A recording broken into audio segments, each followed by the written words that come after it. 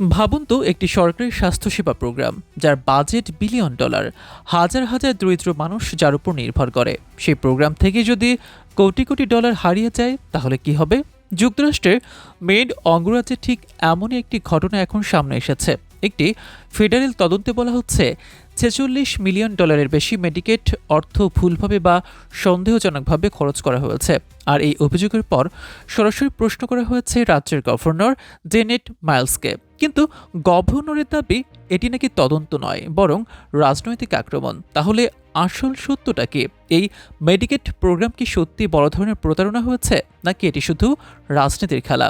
আজকের ভিডিওতে আমরা দেখব সেই ৪৫ পৃষ্ঠার সরকারি রিপোর্ট, যেখানে লুকিয়ে আছে এমন কিছু সংখ্যা যা পুরো ঘটনাকে আরও রহস্যময় করে তুলেছে। তো চলুন শুরু করি। একটি তদন্ত প্রতিবেদনে জানা গেছে এই রাজ্যের ৪৬ মিলিয়ন ডলারের বেশি মেডিকেড অর্থ ভুলভাবে বা সন্দেহজনকভাবে পরিশোধ করা হয়েছে। এই তথ্য প্রকাশ করে যুক্তরাষ্ট্রের ফেডারেল ইন্সপেক্টর জেনারেলের অফিস। এই বড় অঙ্কের অর্থ অপব্যবহারের অভিযোগের পরপরই যুক্তরাষ্ট্রের স্বাস্থ্য ব্যবস্থার অন্যতম গুরুত্বপূর্ণ সংস্থা centers for Medicare and Medicaid service, সংক্ষেপে সিএমএস, সরাসরি পদক্ষেপ নেয়। সিএমএস এর প্রশাসক মেহমেট ওজেট জেনেট মাইলস এর কাছে একটি আনুষ্ঠানিক চিঠি পাঠান। সেই চিঠিতে ছিল ৩৩টি গুরুত্বপূর্ণ প্রশ্ন, যেখানে জানতে চাওয়া হয় মেইন রাজ্যে আসলে কিভাবে তাদের মেডিকেড প্রোগ্রাম পরিচালনা করছে এবং কেন এত বড় অঙ্কের অর্থ ভুলভাবে পরিশোধ হয়েছে। এই অভিযোগ সামনে আসার পর গভর্নর জেনেট মাইলস একটি তীব্র প্রতিক্রিয়া দেন। তিনি দাবি করেন এই তদন্ত আসলে একটি রাজনৈতিক উদ্দেশ্য প্রণোদিত পদক্ষেপ। তার মতে ডোনাল্ড ট্রাম্প প্রশাসন এই অভিযোগ ব্যবহার করেছে রাজনৈতিক অস্ত্র হিসাবে। গভর্নর মাইলস বলেন, ফেডারেল সরকার নাকি ইচ্ছাকৃতভাবে ডেমোক্রেটদের নেতৃত্বাধীন রাজ্যগুলোকে টার্গেট করছে, বিশেষ করে যেসব রাজ্য প্রেসিডেন্টের নীতির সমালোচনা করে। তার ভাষায় এটি একটি প্রচেষ্টা যাতে ফেডারেল সরকারের ব্যর্থ নীতিগুলো থেকে মানুষের দৃষ্টি অন্যদিকে ঘোরানো যায়। কিন্তু যখন মেইন রাজ্য সিএমএসকে একটি ৪৫ পৃষ্ঠার অফিসিয়াল জবাব পাঠায়, তখন সেই ডকুমেন্ট বিশ্লেষণ করলে একেবারেই ভিন্ন চিত্র দেখা যায়। সংখ্যাগুলো যা বলছে, মেইন সরকারের পাঠানো ৪৫ পৃষ্ঠার জবাব বিশ্লেষণ করলে বেশ কয়েকটি গুরুত্বপূর্ণ তথ্য বেরিয়ে আসে। এই সংখ্যাগুলো দেখলে বোঝা যায় যে সমস্যাটা হয়তো অনেক বেশি গভীর। সন্দেহজনক প্রতারণার অভিযোগ মাত্র ২২টি। গত ৫ বছরে মেইনের মেডিকেড ইন্টিগ্রিটি ইউনিট মাত্র ২২টি সন্দেহজনক প্রতারণার মামলা মেডিকেড ফ্রড কন্ট্রোল ইউনিটে পাঠিয়েছে, অর্থাৎ বছরে গড়ে মাত্র ৪.৪টি মামলা। এখানে গুরুত্বপূর্ণ বিষয় হলো এই মেডিকেড প্রোগ্রামের মোট বাজেট প্রায় ৪.৭ বিলিয়ন ডলার এবং এতে ৪ লাখেরও বেশি মানুষ সুবিধা পায়। এত বড় একটি প্রোগ্রামের বছরে মাত্র ৪ বা ৫টি প্রতারণা তদন্তের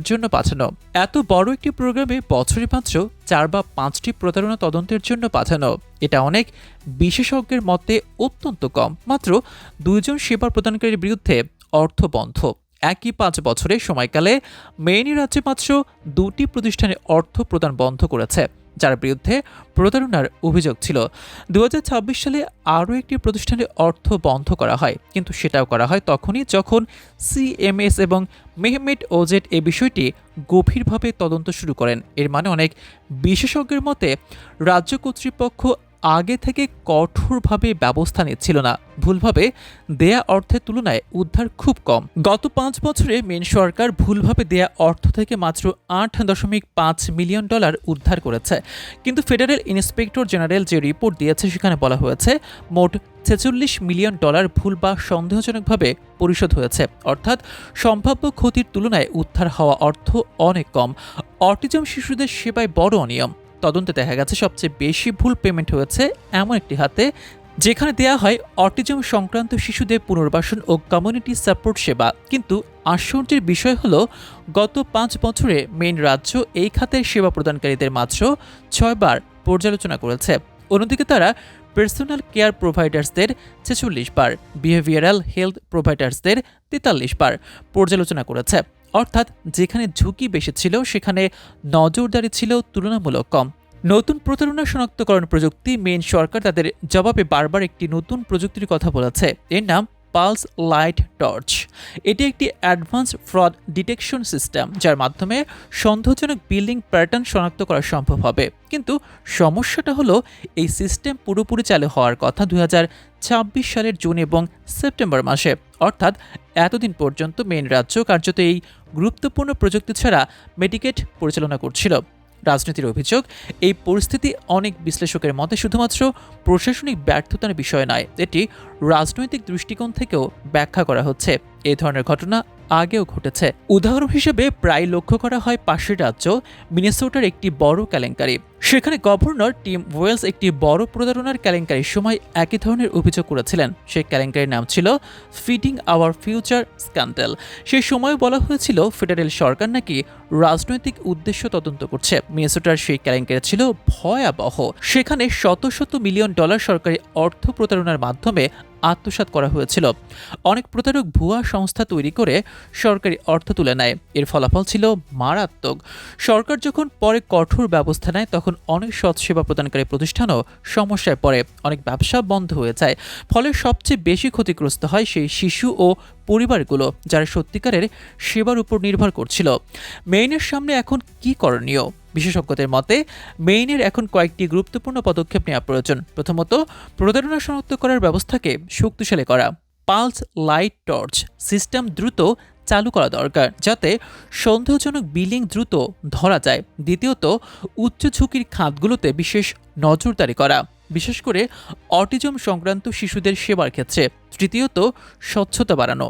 সরকারকে নিয়মিত রিপোর্ট প্রকাশ করতে হবে, কতগুলো প্রতারণার মামলা ধরা পড়েছে, কতজনের বিরুদ্ধে ব্যবস্থা নেওয়া হয়েছে, কত টাকা উদ্ধার করা হয়েছে। এই তথ্যগুলো জনসাধারণের সামনে প্রকাশ করলে জনগণের আস্থা বাড়বে। অনেক বিশ্লেষকের মতে এই ঘটনার সবচেয়ে বড় শিক্ষা হলো, রাজনৈতিক উচ্চাকাঙ্ক্ষা যেন প্রশাসনিক দায়িত্বকে ছাপিয়ে না যায়। কারণ মেডিকেড প্রোগ্রামের উপর নির্ভর করে হাজার হাজার দরিদ্র মানুষ। যদি এই সিস্টেমে প্রতারণা ছড়িয়ে পড়ে, তাহলে সবচেয়ে বেশি ক্ষতিগ্রস্ত হয় সেই মানুষগুলো। মেইনের মেডিকেড কেলেঙ্কারি একটি বড় সতর্কতা। যদি সঠিকভাবে নজরদারি না করা হয়, তাহলে সরকারি স্বাস্থ্যসেবা ব্যবস্থাও বড় ধরনের প্রতারণার শিকার হতে পারে। এখন সময় এসেছে রাজ্যের নেতৃত্বের রাজনৈতিক বিতর্কের বাইরে গিয়ে বাস্তব সমস্যাগুলোর সমাধান করার। স্বচ্ছতা, জবাবদিহিতা এবং কঠোর ব্যবস্থা গ্রহণের মাধ্যমে মেইন আবারও তাদের স্বাস্থ্যসেবা ব্যবস্থার উপর জনগণের আস্থা ফিরিয়ে আনতে পারে। কারণ শেষ পর্যন্ত এ ব্যবস্থার মূল লক্ষ্য হওয়া উচিত জনগণের সেবা করা, রাজনীতি নয়।